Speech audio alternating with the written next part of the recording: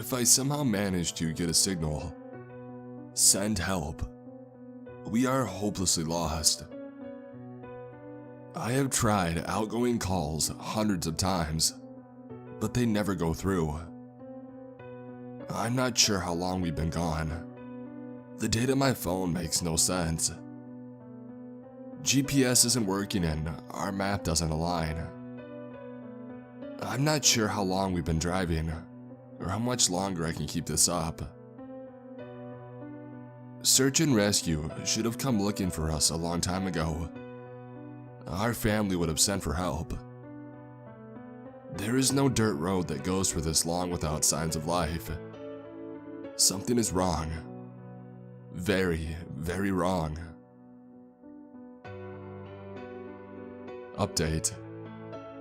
I've documented our trip in detail. If we don't find our way home, I hope somebody reads our story. July 7th. My friend Travis and I left to go camping. We left in the wee hours of the morning when it was still dark. Travis slept and I drove along the pitch-black highway as we descended into the mountains. Eventually, the radio turned to static, so I turned it off. We had planned a trip in Rocky Mountain National Park, but a road was shut down and we got all turned around and upside down. So we just kept driving. I remember seeing a sign for Sawtooth Mountain, but that was quite a way back. Even if no one sees this, I need to sort it out in my head. We drove in the dark, slowly along the dirt roads, looking for a good place to hike around and set up camp. We spotted a small trail inlet with a camping permitted sign, so we pulled over, parked our car, and marked our spot with GPS, and we grabbed our camping supplies. We hiked for a few hours or so, until we reached a secluded area in the woods near a small lake. We spent the afternoon setting up camp and gathering firewood, and hiking around a bit to become familiar with our surroundings. The day passed quickly, and as dusk descended on us, Travis and I watched the sunset, sitting around the fire, and passing a bottle of Buffalo Trace back and forth. The moon was completely full that night, and shining across the lake. Only a few clouds in the sky, and there were so many stars out the sky looked fake. It was the kind of quiet you would never get in the city, no matter what time. We hadn't seen nor heard anyone come or go from our camp area all that evening, or on the trail hiking in, for that matter. As the night went on, we heard a strange, distant noise that night that immediately set us into high alert. It sounded like someone clearing their throat through static playing on an old radio, but in a chittering noise that an animal would make. We both look at each other. What the hell is that? It made us both woozy and changed the mood immediately. The noise in the distance quieted down. Maybe we've had a little bit too much bourbon, Travis told me with an uneasy look. We calmed down and we forgot about the noise. We decided to call it quits and get some rest. Eventually, we dozed off, but I'm not sure I truly ever fell asleep. I kept waking up with the images of dark figures watching from the woods. July 8th. I woke up to Travis yelling outside of the tent. "John, get out here!" I could tell something was wrong by the tone in his voice. I climbed out of the tent and I saw Travis standing there, looking up into the trees. I followed his gaze and I saw our packs hanging on tree branches, about 40 feet in the air. What the hell could have done this? We stared at each other, uneasy and frightened. Something wasn't right. But the prospect of someone doing this while we were passed out didn't make any sense. And how would somebody even do that? It would have made a lot of noise. Noise that I would have heard while lying there half asleep. Had I fallen into a deeper sleep than I had thought? And what kind of animal could possibly do something like that? We spent all afternoon trying to get our things out of the trees, throwing rocks, attempting to climb. Neither of us were interested in another night in the forest, but by the time we had knocked our packs free from the tree branches, it was already dusk and we would still have a long hike out. We were too exhausted. We packed our things up and hiked our way back around the lake and towards the main trail. We came across a little site that was perfectly protected, nestled up against a rock wall surrounded by a few large pine trees. We tried to brush off the strangeness from the morning. I had a pounding headache and I thought perhaps dipping into the whiskey bottle would calm it. We broke out the snacks, realizing neither of us had eaten much. I still felt uneasy, but I took small comfort in the fact that we had a gun and a camp axe. Night descended upon us once more, and we sat around the fire, but spent most of the time just staring into it. Neither of us much in the mood for conversation. Our moods had turned dark. I was stoking the fire with my camp stick that I had been whittling on, and before I even looked up, something in the distance behind Travis's shoulder sent a chill down my spine. I froze. I saw something move in the tree line along the lake. I squinted. The silhouette of a man, yet impossibly tall, looming in the darkest black that I've ever seen. It didn't move like a man. It appeared in one place and then the next, peeking out from behind the tree trunks and then ducking back behind them. It got closer, maybe 50 yards away. Travis saw the expression change in my face and heard the rustling from behind him in the woods, and he froze. And then he turned his head to look behind him, but by then it had vanished. I spoke quietly and frantically, trying to describe the truly awful, pulsing shadow of a man that I had seen peeking at us from behind the large pine trees. I was shivering. I was watching for it, expecting it to appear before us at any second. And the feeling in the pit of my stomach, the feeling of pure dread, overwhelmed my entire body. My blood ran cold. I wanted to vomit. Travis saw the color drain from out of my face. "Hand me my pack. I'll get the pistol out," he whispered, trying not to show his fear. We called out into the forest, trying our best to frighten whatever was out there. "Who's out there? We're armed. Show yourself now or we'll shoot," Travis called out.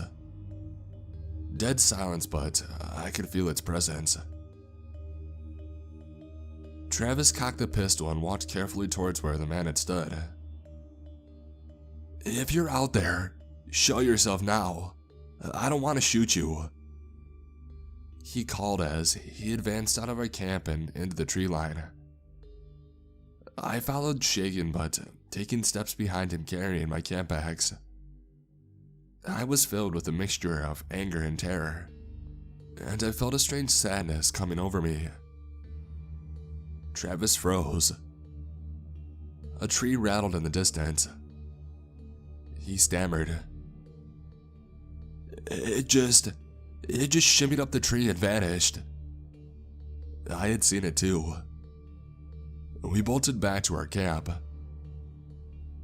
"I've never seen anything move that way," Travis said softly. "That thing, It's like staring into a void. I said, "We need to leave, now." "Where the hell did it go?" "It's up there, watching us." We quickly packed as many of our things as we could, and then made our way back to the trail. We didn't make it more than 5 minutes down the mountain before that strange chittering static noise in the distance broke the silence. We walked faster. Down the mountain trail ahead of us, a long, looming shadow stood there, perfectly still in the moonlight. It didn't seem to have eyes, but I could feel it staring into us, like it was transmitting a signal of terror and hatred directly into my skull. My temples pulsed. We looked at each other and bolted the opposite way of it, up the mountain trail. It didn't chase. Suddenly, it was gone again. We stopped, out of breath. I knew I should have never let myself get so out of shape. Travis was hurting too. We stopped to catch our breath, and after a few minutes, we heard a branch crack in the distance behind us. We both looked at each other, and without saying a word, we knew it was time to start moving. As we continued further up the mountain trail, we knew at some point that we would need to double back. We were headed up when we needed to make our way down the mountain and to our car. I didn't care about the gear that we had left behind. I turned around to consider our position. Travis stood in the middle of the trail, his mouth wide open. He pointed to the top of a nearby tree. Standing on a branch towards the top of a 150-foot tree was an impossibly long shadow of a man. The edges of the shadow were blurry, buzzing, almost like static. It hurt my eyes. The weight of the branch couldn't support anything of that size. It didn't make any sense. We stared back at it frozen, unable to comprehend it or what to do next. I was tired of running. I took the camp axe out of my pack. After standing perfectly still, it suddenly moved from one treetop to another, so quickly that it almost appeared to teleport. The trees were shaking a bit. It was now hovering right above us in the tree to our right. It made that awful, chittering, static noise. Suddenly, the noise began to come from the trees in all directions. It wasn't alone. We were surrounded with shadows standing among the treetops, looking down at us. They pulsed and shifted into various shapes. My head pounded from looking at them directly. One smaller figure was perched on all fours, lower to the ground, right in front of us. It looked like a giant black wolf. Trapped, we turned to bolt further up the small mountain trail. One side a drop-off with trees, and the other side a mountain wall, and it ran maybe 150 feet around the bend. Around that curve, the trail abruptly ended ahead of us. The shadows descended upon us, a sharp cliff overlooking the entire valley below. As we turned around, the sinister pulsing, vibrating shadows of various sizes stood there on the trail and in the trees, perfectly still, blocking our only way out. And then the noise began again. It was almost like they were chanting it, while somebody turned the dial on an old radio. My entire head felt like it was going to explode. It was as if they were able to implant all of the most horrible thoughts and feelings that I'd ever had in my head at once. Feelings of self-loathing, hatred, loneliness, despair, anger. I wanted to throw myself off the edge of the cliff so badly. I could feel their intention. They wanted to witness our death. I turned and I walked to the cliff's edge, looking down at the panoramic view below. I spotted the trailhead entrance hundreds of feet below and far off in the distance. Travis was right behind me. He shouted, "Jonathan, fight it! You're my best friend. You have a family." It broke me free from the barrage of terrible thoughts, and I stopped myself from doing a swan dive over. Travis stood there with a look of pure sadness on his face. I had a flash vision in my brain of Travis suddenly pulling out his gun, putting it to his temple and pulling the trigger, and then falling backwards off the cliff.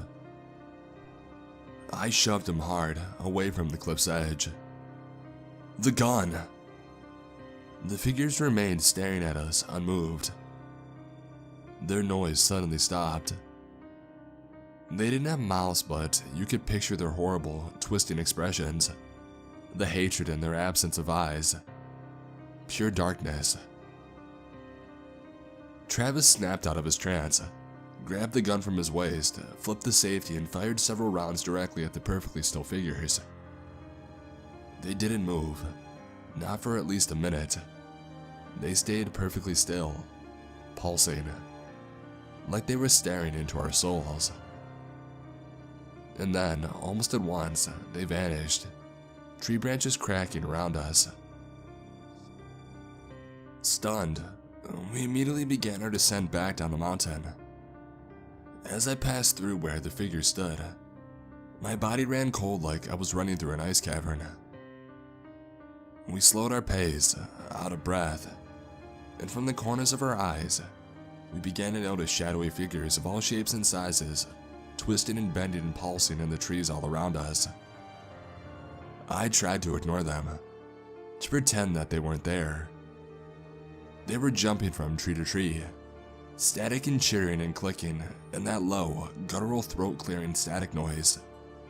But now, it almost sounded excited, like they were celebrating.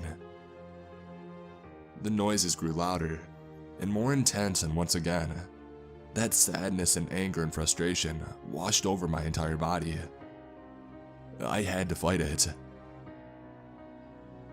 We ran down the trail for what felt like hours, occasionally stopping to hyperventilate. The shadow creatures had long disappeared, but the woods somehow looked stranger. Everything was a blur and nothing seemed real, almost like a very vivid painting. I could hear the faint static noise behind us in the distance through the trees. I saw the trailhead entrance before us. We had finally reached it. I looked up, hundreds of feet above, and I saw the cliff edge where we stood in the standoff hours before. We made it. We beat you, I thought. Suddenly, I felt woozy again. I looked at Travis, who looked as though he was trying to scream but couldn't. I froze. I saw pulsing, shadow-like versions of our lifeless bodies splattered on the jagged rocks off to the left of the trail below the cliff. Organs leaking and the brain matter dripping across the rocks. We broke free from the horrible visions and ran out to the entrance of the trail. We felt victory as we saw the car and hopped in it, and hightailed it out of there. That feels so long ago now, and I'm so tired. So very, very tired. We've been looking for a paved road to signal that we made it out, or even a mountain house, a car, any sign of life. But it feels like we're driving in circles over and over again. How long have we been driving? I turned on the radio, but you guessed it, only static. I have no idea why this phone is still on. And I haven't heard a word out of Travis since we escaped the mountain. Come to think of it, he hasn't spoken since right before I had that terrible vision of him killing himself. I hope somebody sees this. Please, send help.